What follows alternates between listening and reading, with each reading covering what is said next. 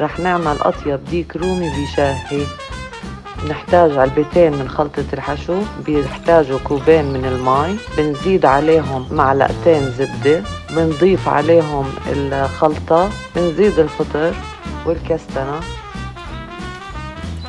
بنجيب الديك وبنبلش نبهر فيه من جوا ومن برا.